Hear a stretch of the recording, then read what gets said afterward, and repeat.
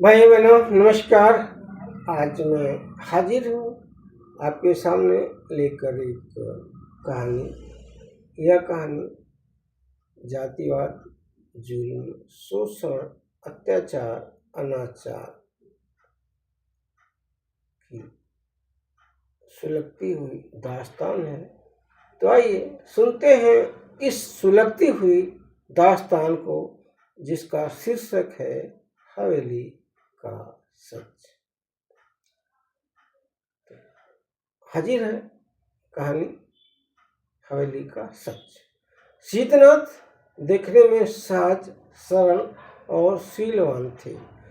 शीतनाथ का अपने गांव में नहीं, आसपास के गांव में दबदबा था। शीतनाथ की रेणु विभाग में नौकरी भी थी। जिस जिस क्षेत्र में पदस्थापना हुई, उस गांव की कुछ गांव समाज की जमीन के मालिक भी बन गए थे। वैसे तो गांव के हर जमींदार ने गांव समाज की जमीन पर अवैध रूप से कब्जा जमाए हुए था। शीतनाथ तो जमीन के पारखी थे। अपने गांव की जमीन पर पेड़ पौधे लगाकर हड़प रहे थे। पोखरी, तालाब, मछली पालन के नाम पर परिवर्तित। वहीं दूसरी ओर गांव के दलितों के पास पेशाब करने तक की जगह नहीं, ठाकुरों के खेत में जाना पड़ता था। दलितों के दरवाजे तक जमींदारों के खेत थे। गांव के सभी दलित दबंगों के भूमिहीन, खेतिहर, मजदूर अथवा मजदूर थे, परंतु कृषि ज्ञान से भरपूर धनी थे। हवा के रुख से मौसम के मिजाज को बता देते थे। गांव के सबसे बड़े जमींदार शीतनाथ और उनके परिवार का बड़ा दबदबा था। वैसे तो पूरे गांव के कमजोर वर्ग के लोग ठाकुर शीतनाथ की मजदूरी करते थे, परंतु फलतू, गनकू, मंतू, लटरू, लुटई ये पांचों बधुआ मजदूर थे। रमई तो 24 घंटे का नौकर था। हवेली का बचा खुचा खाना रमई को मिल जाता था। गांव की पोखरी के किनारे 2 बिस्सा गांव समाज की जमीन जमींदार शीतनाथ ने रमई को अपने पुरखों की जमीन बताकर दे दिया था। रमई को 24 घंटे की मजदूरी, 2 सेर अनाज मिलता था। तीनों टाइम जमींदार की हवेली का बचा खुचा नाश्ता और खाना। फलतू, गनकू, मंतू, लटरू, लुटई को शीतनाथ ने ऊसर और गांव समाज की जमीन मिलाकर 10-10 बिस्सा जमीन इन हलवाहों को दे रखा था। इन हलवाहों को सुबह से देर रात तक की मजदूरी, 2 सेर अनाज मिलती थी। ठगिन जमींदारन अनाज में गांठ भूसी तो मिला देती थी, कभी कभी मजदूरी भी नहीं देती थी। मजदूर ने जमींदारन को कोसती और आंसू गारती वापस लौटती थी। लुटेई का शरीर जब थकने लगा तो सड़क के किनारे पकौड़ी की दुकान खोल ली। रमई का जब आँख ठेवना काम करना बंद कर दिया तो हवेली से बाहर कर दिया गया। रमई और उसकी पत्नी खाना पानी के बिना रिरक लावारिस जैसे मर गए। रमई का पौरुष क्या थका। जमींदार की हवेली के दरवाजे रमई के लिए एकदम बंद हो गए थे। जमींदार ने जो 2 बिस्सा गांव समाज की जमीन दिए थे वह भी छीन लिए। रमई बचपन से जब तक पौरुष चला, बेचारा जमींदार की हवेली का गुलाम बना रहा। इसके बदले बेचारे को क्या मिला? दर दर की ठोकरें और लावारिस जैसी मौत। रमई की दुर्दशा देखकर मंदू शहर की ओर रुख कर लिया, पर इस दुस्साहस का उसके परिवार को नुकसान भुगतना पड़ा था। फलतू और गनकू जमींदार की हवेली से जुड़े रहे। शीतनाथ बड़े घाक किस्म के जमींदार थे। गनकू चुटकी भर सुरती से और फलतू चीलम भर गांजा से ठाकुर के मुरीद हो गए थे। सभी मजदूरों में सबसे अधिक वफादार फलतू था। शीतनाथ फलतू पर विश्वास तो करते थे और शोषण भी। मजदूर तो सभी किरण फूटने से पहले जमींदार की हवेली पहुंच जाते थे, देर से वापस भी लौटते थे। फलतू को तो ज्यादातर अपने बच्चों का मुंह देखने का मौका नहीं मिलता था। खाने में नून रोटी जो भी होता था, उसकी पत्नी शांता देवी ऊँघते जागते बैठी रहती थी। फलतू को हवेली की बेगारी से आधी रात से पहले कभी छुट्टी नहीं मिली। भले ही पूरी रात हवेली की चाकरी में बीत जाए, पर रोटी को कोई नहीं पूछता था, जैसे मजदूर को भूख नहीं लगती। सूरज उगने तक ठाकुर की चौखट पर तो मजदूरों की हाजिरी जरूरी थी। जमींदार की हवेली का दबदबा सरकारी विभाग तक था। गांव की नीतियों को जमींदार की हवेली में अमली जामा पहनाया जाता था। क्षेत्र के विधायक, मंत्री, पुलिस, थाना तक जमींदार की हवेली की हवा का रसास्वादन करते थे। जमींदार की हवेली का यह रुतबा फलतू को भाता था। शीतनाथ के अधीन फलतू जमींदारों के शौक का आदी हो गया था। शराब, गांजा, बीड़ी, सुरती और शिकार के शौक उसके लिए जीवनदायी थे। जमींदार शीतनाथ ने फलतू को गांजा की ऐसी लत डाल दी थी कि उसे गांजा न मिले तो वह पागलों जैसी हरकत करने लगता था। फलतू गांजा के लिए लू, धूप और बरसात कुछ नहीं देखता था। आग बरसती धूप से भी परहेज नहीं करता था। गांजे के लिए कुछ भी करेगा। शीतनाथ ने ऐसी आदत डाल दिया था कि फलतू गांजा को भगवान का प्रसाद कहता। शीतनाथ खुद नशे से कोसों दूर थे, परंतु मजदूरों को नशे की दलदल में ढकेलने से परहेज नहीं करते थे। शीतनाथ मजदूरों से बेगारी करवाने के लिए ऐसी लत डाल देते थे कि फलतू जैसे मजदूर कुत्ते की तरह आगे पीछे दुम हिलाते रहते थे। शीतनाथ का पूरा परिवार बहुत बड़ा था। देखा जाए तो शीतनाथ और शीलनाथ मजदूरों के लिए तनिक ठीक थे। शीतनाथ के चचेरे भाई तो नर पिचास थे। ये शैतान तनिक भी लिहाज नहीं करते थे, आदमी का चीर हरण कर देते थे। दलित बच्चा लाल को, जो बम्बई में नौकरी करता था, नौकरी छोड़कर गांव आ गया था। एक बार बच्चा लाल की किसी बात को लेकर शीतनाथ के चचेरे भाई क्रुद्धनाथ से कहासुनी हो गई थी। धमकी देकर क्रुद्धनाथ तो चला गया, पर घायल शेर की तरह ऐसा पलटवार किया कि पूरी जगह हंसाई हो गई। क्रुद्धनाथ ने बच्चा लाल, कच्चा लाल और दलित बस्ती के कुछ नवयुवकों के खिलाफ थाने में झूठी चोरी की केस लिखवा दिया। जमींदार की हवेली छावनी बन गई थी।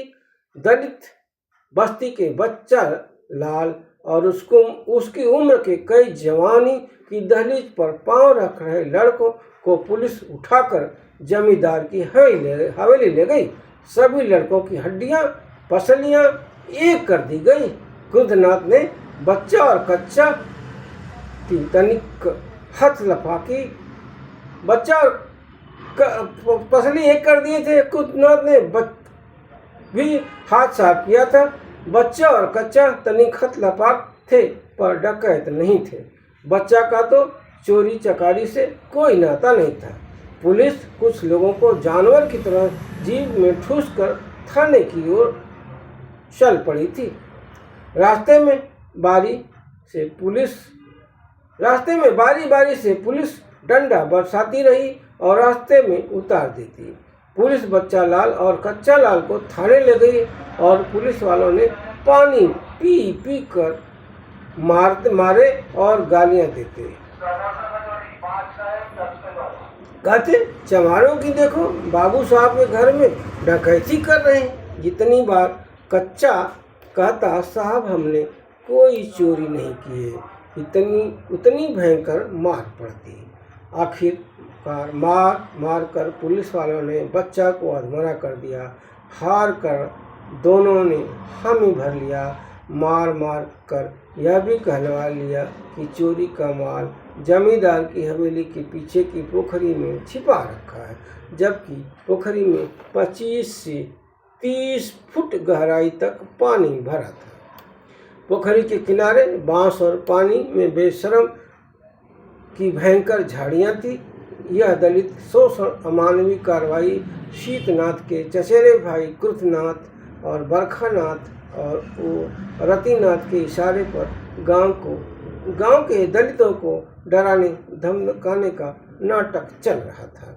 बच्चा और कच्चा की झूठी चोरी की स्वीकृति के बाद पुलिस दोनों को खुखार डकैत की तरह जमींदार की हवेली ले आई और झूठी चोरी के माल की बरामदगी के लिए पोखरी में दोनों को फेंक दिया। अधमरे झूठे मुलजिम पुलिस के इशारे में सुबह से शाम तक पोखरी में गोताखोरों की तरह डूबते उतरियाते रहे। मिला कुछ भी नहीं। आखिर शीतनाथ के हस्तक्षेप पर दोनों को पोखरी से बाहर निकाला गया। शीतनाथ को शायद डर था कि जमींदार की हवेली द्वारा घोषित झूठे डकैत कहीं ठंडे पानी में अकड़ कर मर न जाएं और बात बिगड़ जाए। यह सब नाटक कागज पर था, नहीं सिर्फ मौखिक स्क्रिप्ट थी। जमींदार की हवेली शोषितों के दर्द, शोषण, उत्पीड़न, कराह और आंसू से तो दबी हुई थी, अब तो निरापदों पर झूठे चोरी के इल्जाम और लहू से अपनी बर्बादी पर आंसू बहा रहा था। कृतनाथ, बरखानाथ और रतिनाथ दलितों के दर्द पर खुशी के पटाखे फोड़ रहे थे।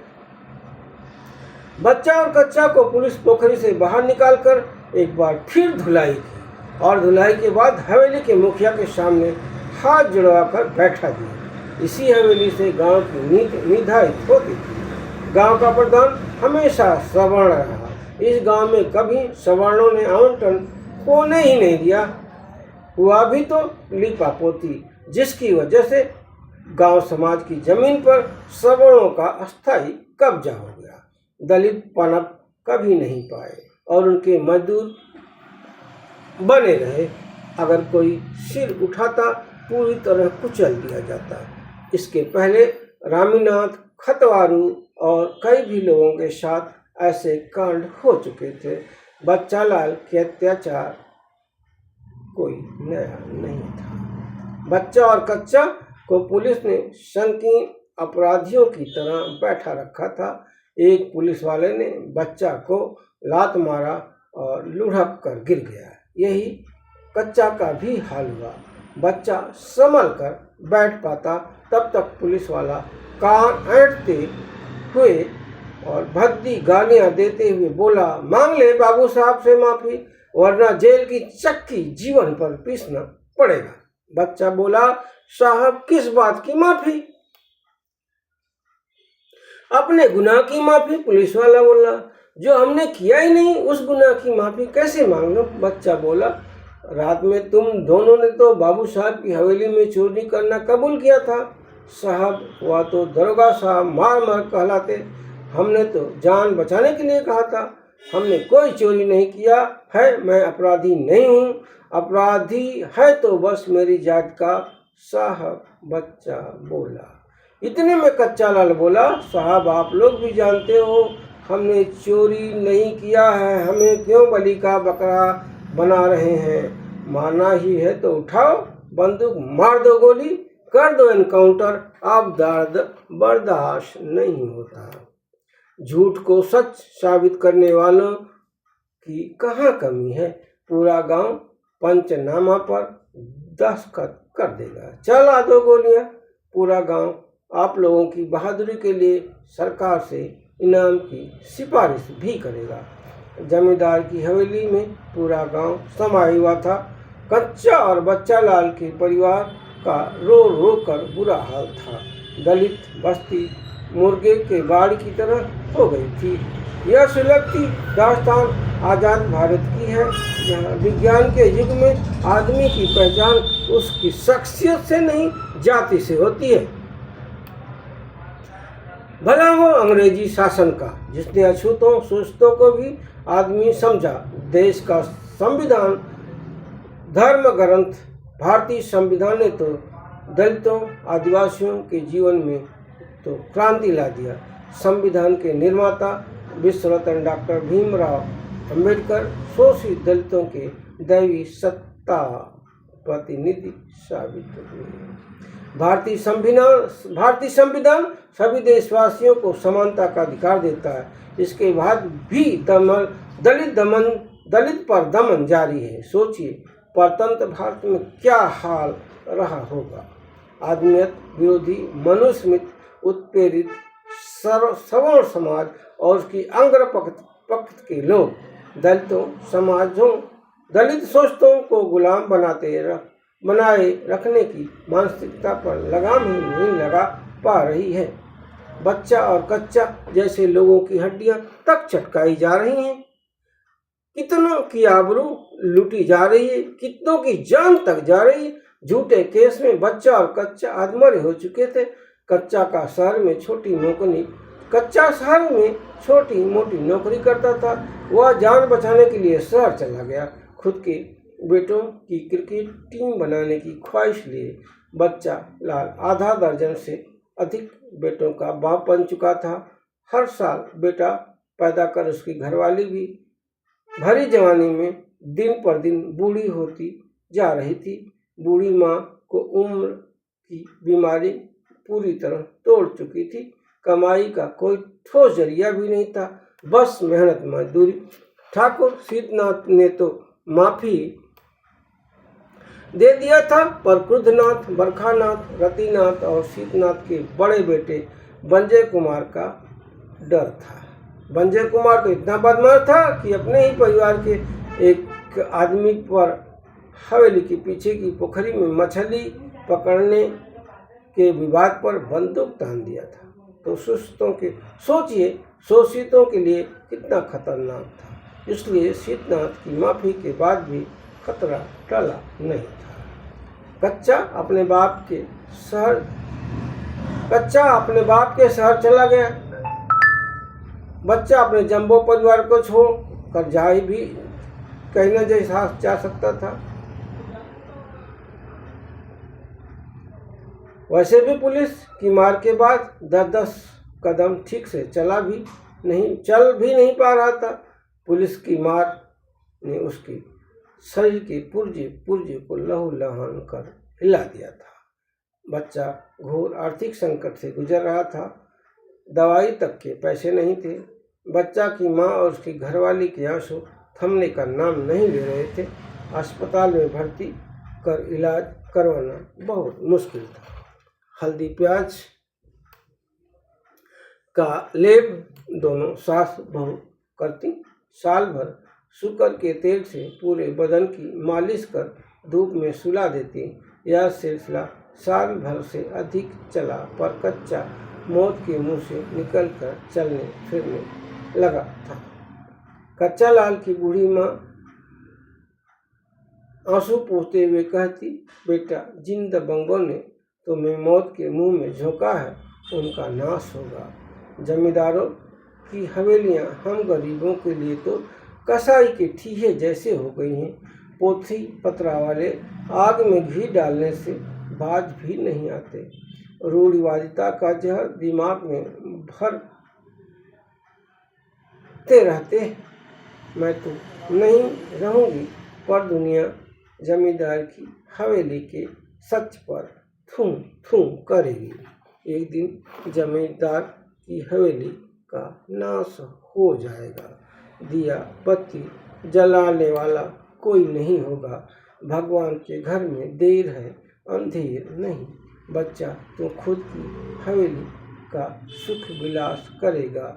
एक दिन दुनिया जमींदार और उसकी हवेली का सच जरूर जान जाएगी। समय बदला। बच्चा लाल के बच्चे मेहनत मजदूरी के काम में लग गए। बच्चा लाल की गाड़ी चल पड़ी। एक बेटा नौकरी करते करते विदेश पहुंच गया। बच्चा के घर विदेशी मुद्रा आने लगी। उधर हवेली की उल्टी गिनती शुरू हो गई। क्रुद्धनाथ के बदमाश बेटे की संदिग्ध अवस्था में मौत हो गई। एक बेटा पागल हो गया। परिवार बिखरने लगा। शीतनाथ की मौत के बाद धीरे धीरे हवेली खंडहर में तब्दील हो गई। क्रुद्धनाथ को छोड़कर सभी हिस्सेदार अपनी अपनी जमीन जायदाद का हिस्सा बेचकर शहर की ओर रुख कर लिए। जिस हवेली में बड़े बड़े साहब सुबह तक रुकते थे, उसी हवेली में दिया जलाने वाला न था। रात में सियारन जरूर चिल्लाते। इस बच्चा के खपराइल घर की जगह पक्की इधर बच्चा के खपराइल घर की जगह पक्की हवेली खड़ी हो गई। जमींदार की हवेली खंडित मूर्ति होकर एक दिन जमी दोज हो गई। फालतू हवेली का एक में वफादार नौकर बचा था। वह अपने वादे का पक्का था। उसके श्रम से उसके दोनों बेटे भाग्यचंद और लाभचंद अपने अपने पांव पर खड़े हो गए थे। बेटियां अपनी गृहस्थी में रच बस चुकी थीं। किसी बात की कोई कमी नहीं थी।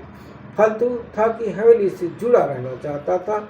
जिस शीतनाथ और शीलनाथ का बस्ता जो स्कूल तक ले जाता था, वे दुनिया छोड़ चुके थे। शीलनाथ का परिवार पहले से शहर का स्थायी निवासी हो गया था, पर शीलनाथ का रिश्ता गांव से अटूट था। पहले शीलनाथ की, बाद में शीतनाथ की मौत हो गई।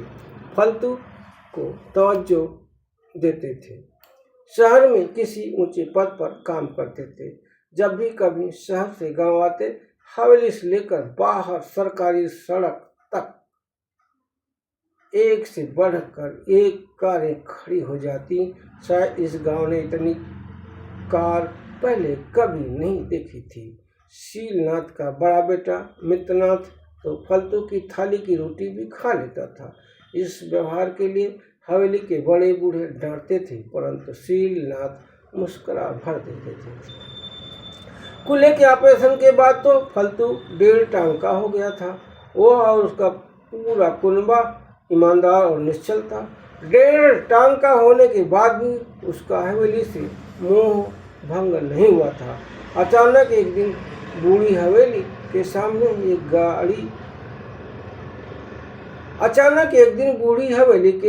सामने कुछ गाड़ियां खड़ी देखकर फालतू के कान खड़े हो गए। वह 1.5 टांग का आदमी हवेली पहुंचा। वह बंजे कुमार को देखकर बोला, छोटे मालिक कब आए? बंजे कुमार गुस्से में बोला, तुमसे पूछकर अब आना होगा क्या? फालतू इतनी नाराजगी क्यों? बंजे कुंवर, तुमको किसने बुलाया है? हवेली को तुम्हारी जरूरत नहीं है, चले जाओ। फालतू, हवेली में हिस्सा नहीं मांगने आया हूँ। बंजे बाबू, शीलनाथ की मोहब्बत खींच लाती है। मेरी पत्नी के हाथों तुम पैदा हुए थे। अपनी माँ से पहले तुम मेरी पत्नी की छाती का दूध पिए थे। मेरे साथ इतनी बेरुखी? बंजे कुंवर, फालतू दाई का काम करती थी तुम्हारी पत्नी। इसके बदले हवेली से मजदूरी भी तो मिली होगी। फोकट में कुछ करते हो क्या? तुमको किसने बुलाया है? तुम्हारा हवेली से नाता पिताजी के साथ दफन हो गया। हवेली का मालिक मैं हूँ। मुझे क्या करना है मुझे मालूम है। मैं तो कोई दखल अंदाजी किया ही नहीं। मुझे अपनी हद मालूम है, परंतु बंजे कुमार तुमको नहीं मालूम है। फालतू बोला, जा रहे हो फालतू कि तुमको उठाकर बाहर फेंकूं? बंजे कुमार बोला, विनाश काले विपरीत बुद्धि। अलविदा हवेली कहकर जैसे ही फालतू हवेली का मुख्य द्वार लागा, हवेली का एक कोना भरभरा कर गिर पड़ा। 1.5 टांग का फालतू जैसे बस्ती पहुंचा, खांसते हुए बोला,